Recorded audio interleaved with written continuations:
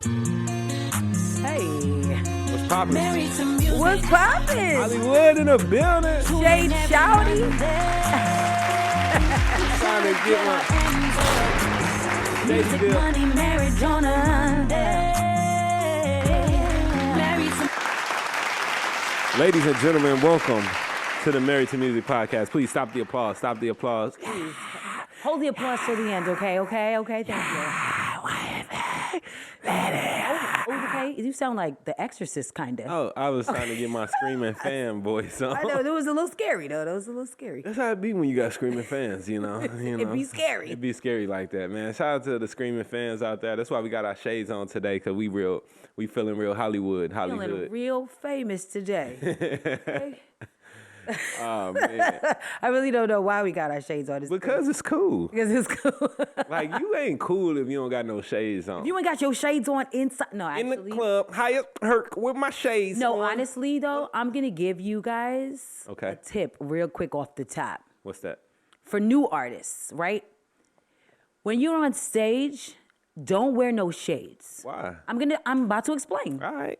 So artists usually wear shades on stage and stuff because, honestly, that's what they see other celebrities do. Yeah. The thing about celebrities is, though, we already know them, right? We feel like we know them. And that's important for your audience to feel like they know you. And when you wear shades and you're new, this is your opportunity for the audience to get to know you. And you're literally blocking them out because they can't see your eyes. Yeah. So they need to be able to feel like you're being vulnerable with them in the early stages of your career. So you take the shades off.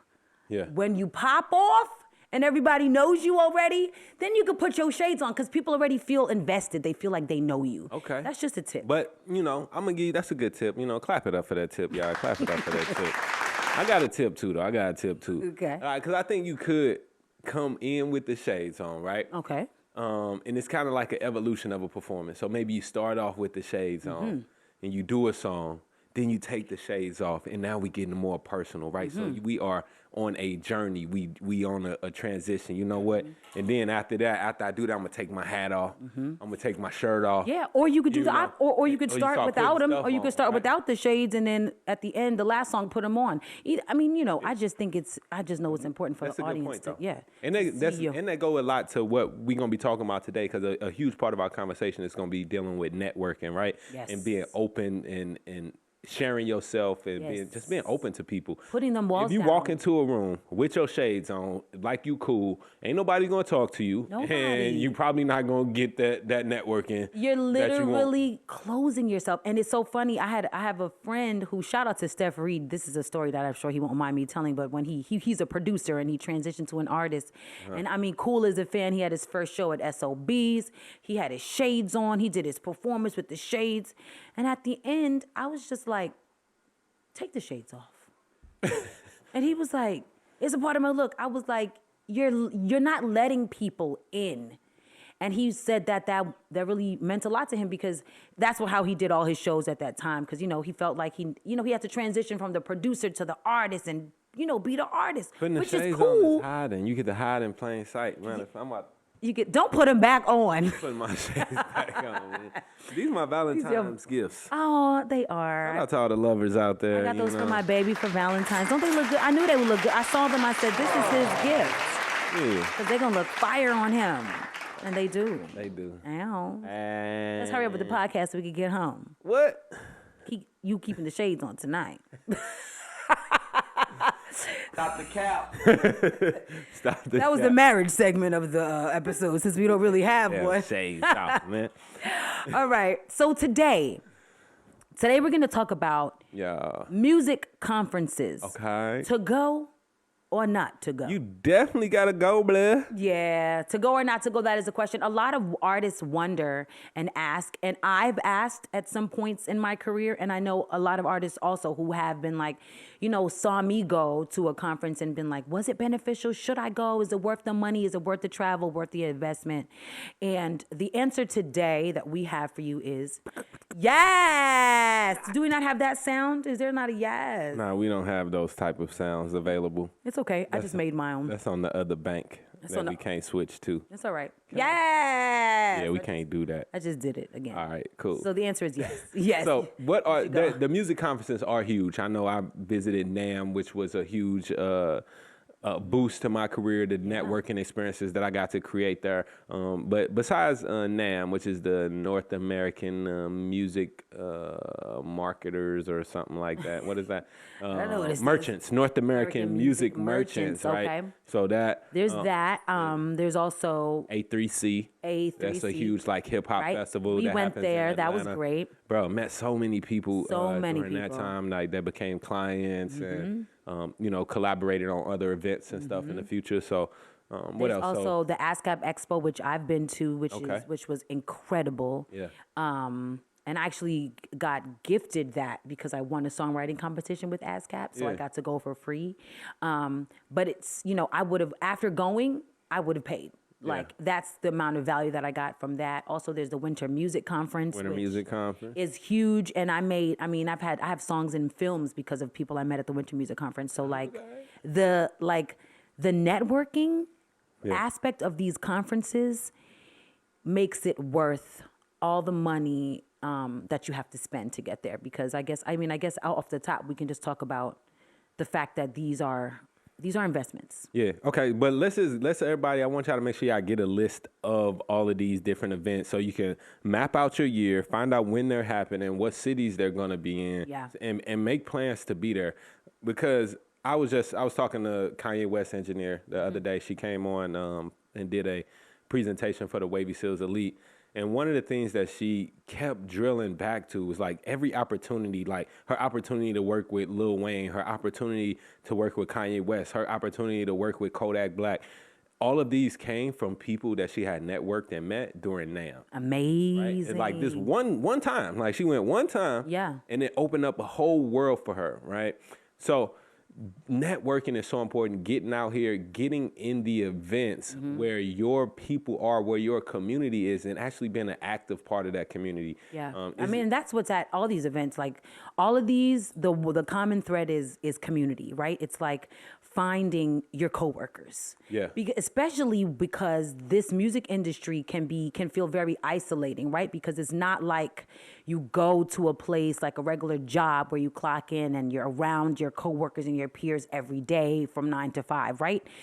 Most jobs have that sense of community. The music industry doesn't necessarily have that because a lot of us are not going to a place every day, 9 to 5, being surrounded by other people. Yeah. So these conferences give you a chance to find your community, find your coworkers, network to the left and to the right, right? People who are like you and people who are going to help elevate your career. And that's the real selling point. Now, we keep saying the same word, networking. Now, community. Networking is something that I have learned is not easy for everybody. So much so that I made a whole video about this on my YouTube channel, how to, like, tips on networking. Because for me, I'm a people person, so networking comes natural. But I know so many people who, like, go to these events and they don't know what to do or say or how to just, like, thrust yourself out there, right? I mean, it's hard because for a person like me, I'm not a huge like people person. I'm very much introverted. People will be like, "Yo, I can't believe that," but I am, right? You watching a video on YouTube, but there's nobody in the room when he's making them by videos, myself right? Doing that, right? When it gets to people, but I have become more. You have to force yourself into those uncomfortable situations and. Honestly, like, what's the worst that can happen is how I look at it. So when you're at these events, one of the main things that you want to do is introduce yourself to everybody that you see. Make sure it's clear, and you have your one-liner. Hi, I'm Wavy Wayne. I'm an audio engineer, and and this is what I'm working on. Right? That's exactly, and that's one of the things. The things I said in my video. Like, you can literally have your script. Hey, I'm Lydia Caesar. I'm a singer, songwriter, and I'm really just trying to network and build out here. What do you do? What's your passion? Right? Always make sure it's a two-way street with people. You don't want to just go into a room and maybe introduce yourself to like let's say you see 3 people talking, and this is about networking. So you go into the group and you introduce yourself. You don't want to make it just about you. You want to start out by introducing yourself. This is what I do. what do you do? What do you like? What are you into? Because it's always a two-way street, and you want to always remember that. And I also want to like give you a tip that I think is helpful. Right, when you go into a pool, a swimming pool, okay. A lot of times this is good. It is, I mean, I'm just saying. A lot of times the pool is cold. Okay. The easiest way. Yeah. To get into the pool and get comfortable is to just jump in. Okay. If you put your pinky toe, Pass it up and then your ankle, and then your knee, it's gonna take you 10 years to get into the pool. By the time you get in, the pool party's over and everybody's on to the next event. So that's how you have to treat networking. You gotta just jump out there. You gotta shoot your shot. You got to. In high percentage shot, like a lot of shots. Yes. Shoot a lot of shots because literally, when I came back from NAMM. This was the 2020 NAMM. When I came back, right I had before the pandemic. I had like a stack of business cards, right? Which is one thing that I'm normally not an advocate for business cards, but in these networking type events, you gotta have business. Like, you want to have some quick way to get people your information. So write that down, because how you prepare, make sure you have something to leave people with. Yeah. Okay, and if you give out 100 business cards, maybe 10 people might contact you, right? But it's a numbers game. And then, but in the follow-up game, after you meet people, is also super, super crucial. So you can meet people, talk to them, have these great conversations, but you must follow up. If you get their email, their phone numbers, even if it's just to say, hey, great to meet you, great talking to you at NAMM, let's link up and grab a coffee one day, or let's continue our discussion, or even just an email say, hey, this is what I'm working on. If you ever need any type of help in this field, I'm here to help you. Whatever it is, reach out. But make sure that when you are reaching out, that you are in a position to be able to offer something, right? Because you don't just want to be reaching out to people asking them, hey, listen to my music, I'm amazing, you need to know me, I'm a superstar. Yeah. They're not reading that. Like, networking got to be a two-way street. Yeah, and honestly, like, lead with an offering. Yeah. Hey, if you ever need a vocalist or a hook or songwriting or a host, I'm here. I'm available. Like, present your value as a gift or an offering, and that's gonna always stand out to people, as opposed to listen to my music with your links. Like, your links should come last. And you know what? We heard this on our podcast with Nigel Sparks. He said that he built a relationship with Rodney Jerkins around sports. Yeah.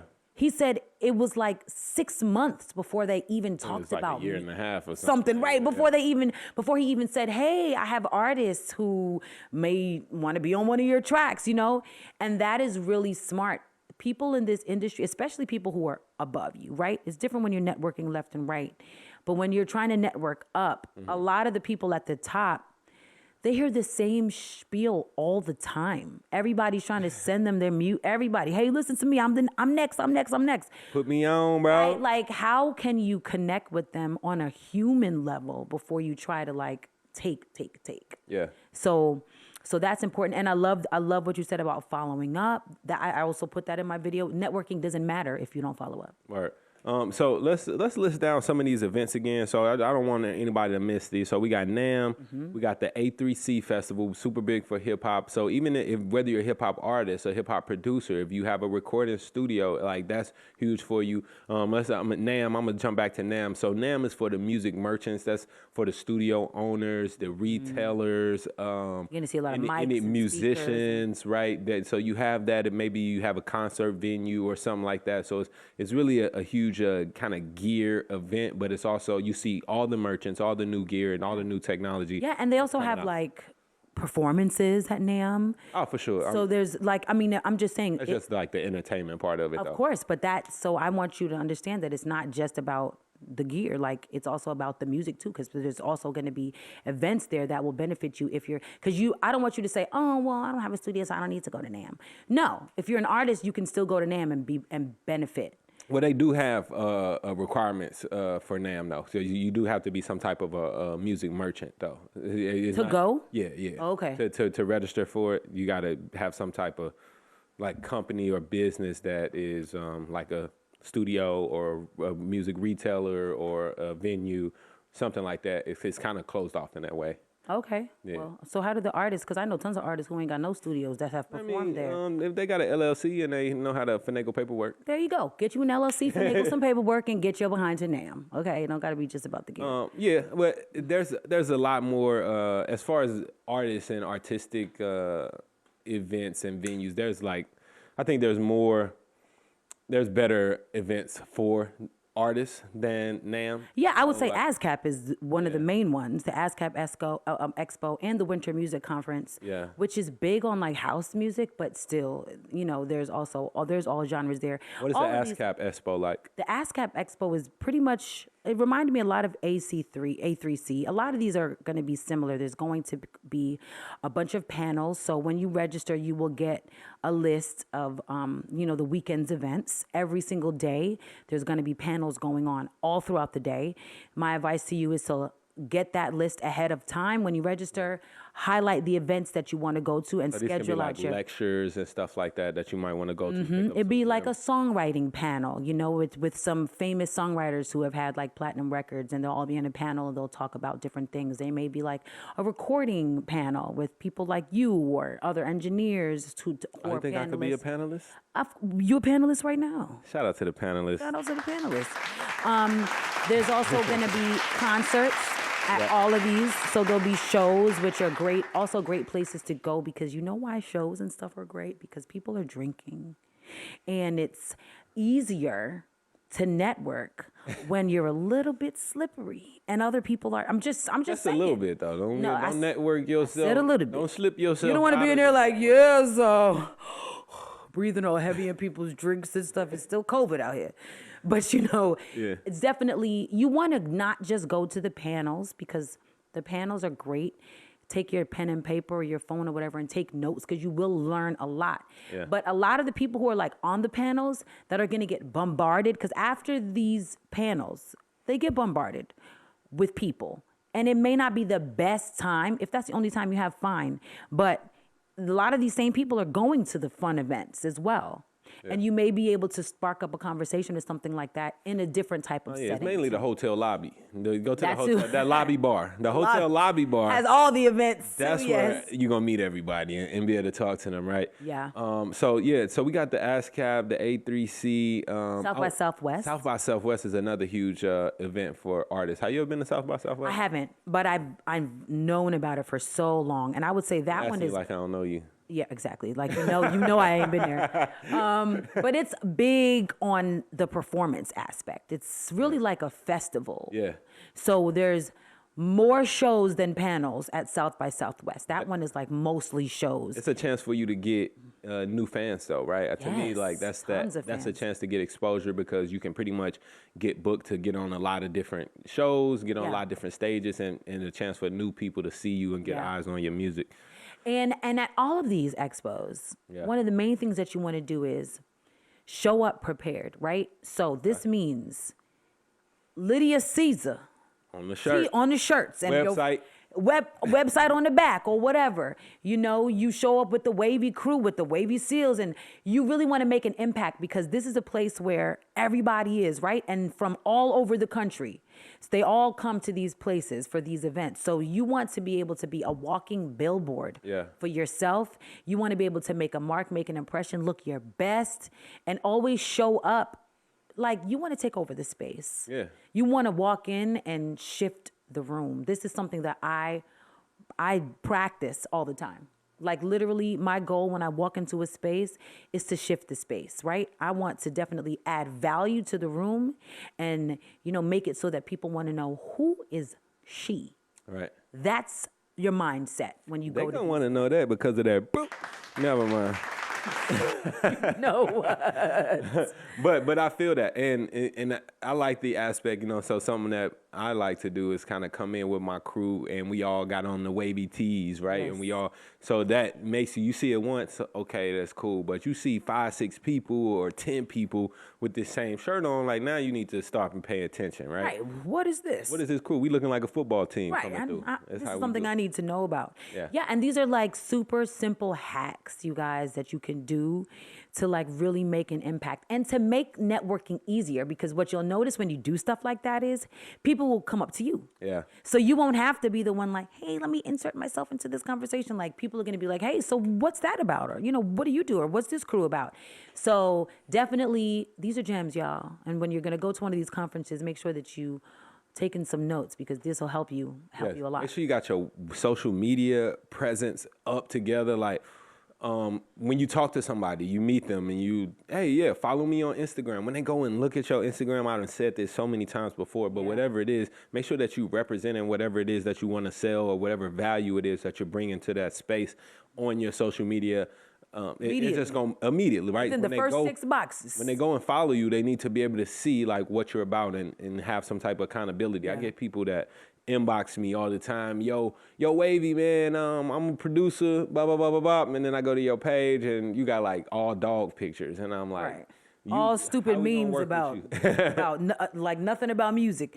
I got to scroll to the last post to see something. Like if people, you have to understand that we're in such a like fast-paced era, right? This age is really fast-paced. They want to go to your page and get it immediately. And understand this. Your page is for real your business card. Like you're going to bring business cards and all that, but your Instagram, your TikTok, your Facebook, your YouTube, whatever your social media, however you play the game, that is for real, your business card. Like they're going to look at that and judge you. They're going to judge you off of your social media immediately. I think that it's going to be super important.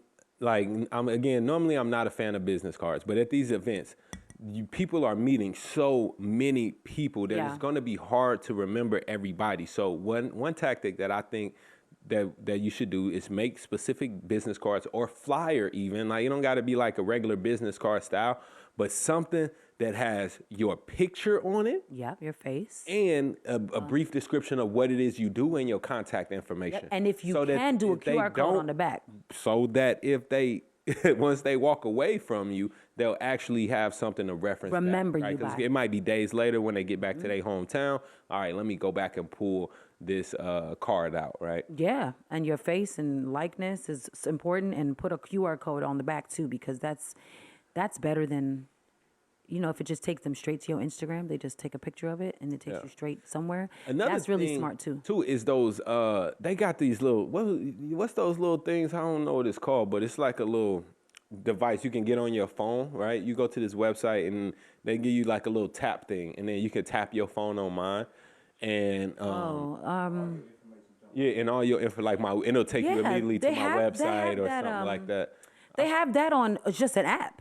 It's just a regular app. But you need a little piece though. It's a little sticker that you can put on your phone, and then it allows any phone, iPhone or Android, to tap it or just get close to it, and it will open up the website on their phone. I don't know. So it's but it's something dope. Yeah. I mean, I'm just was thinking, but y'all can Google this yourself, right?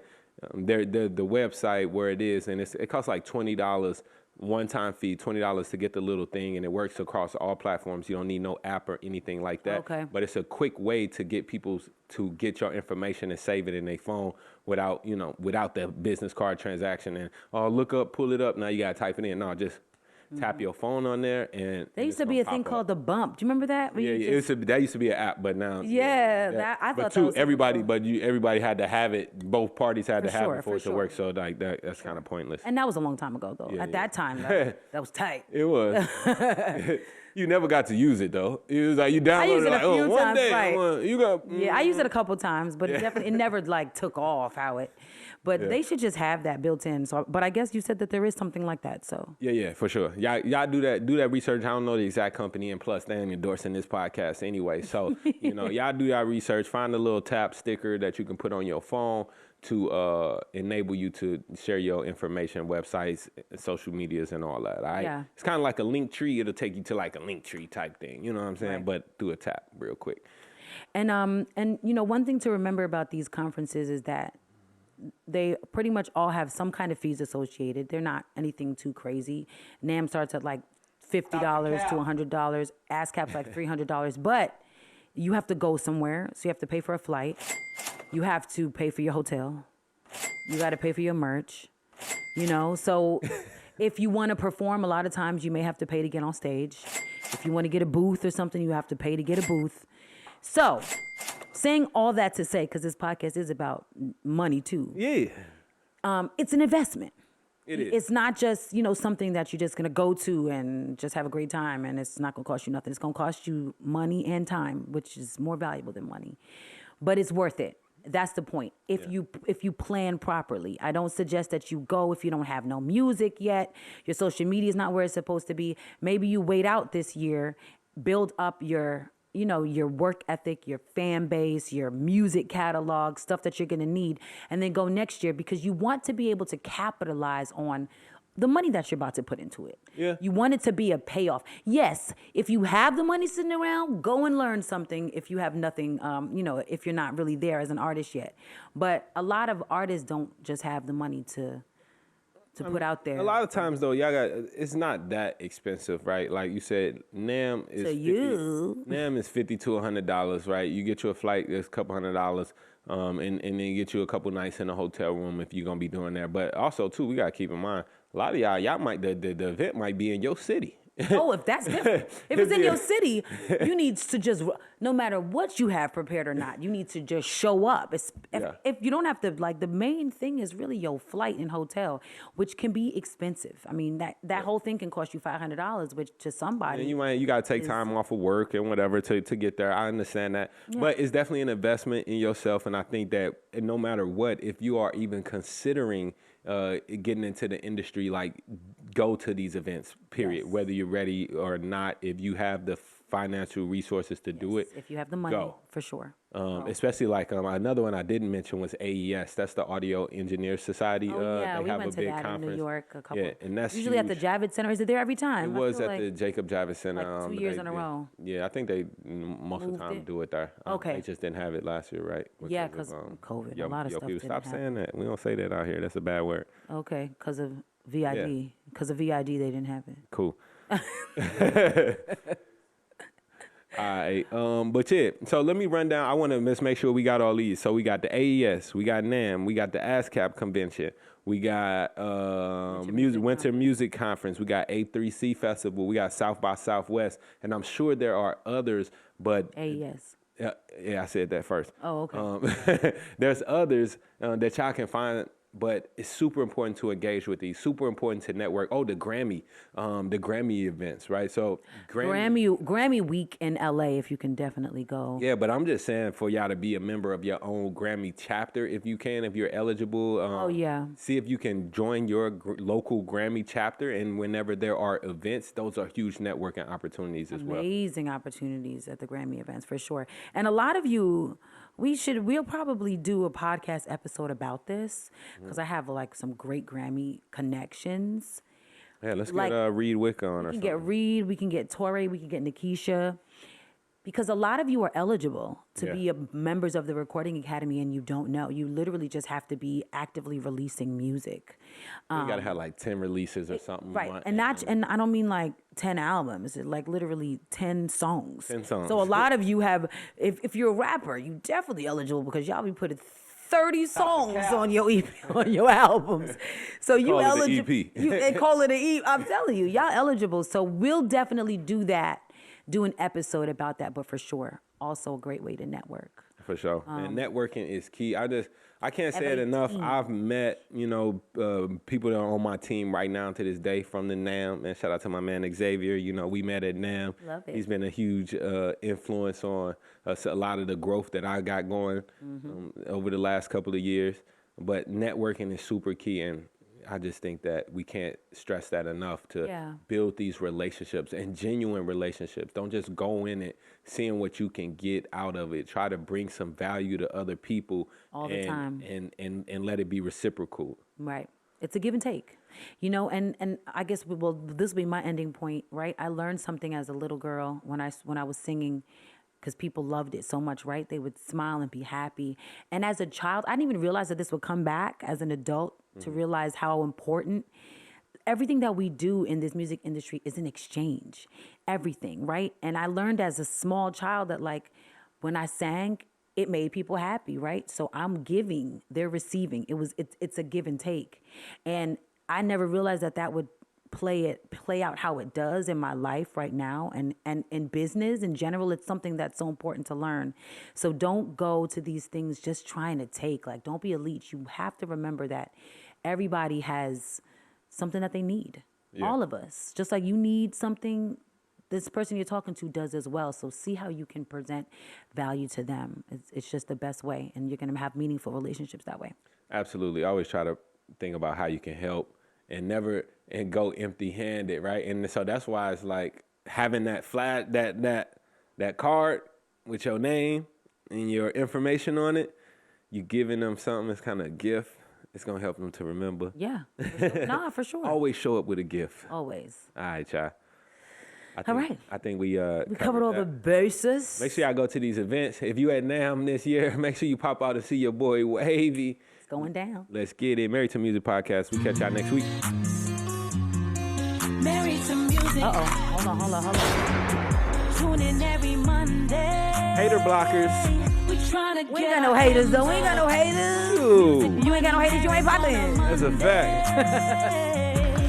Married to Married to Music. Shout out to yourself.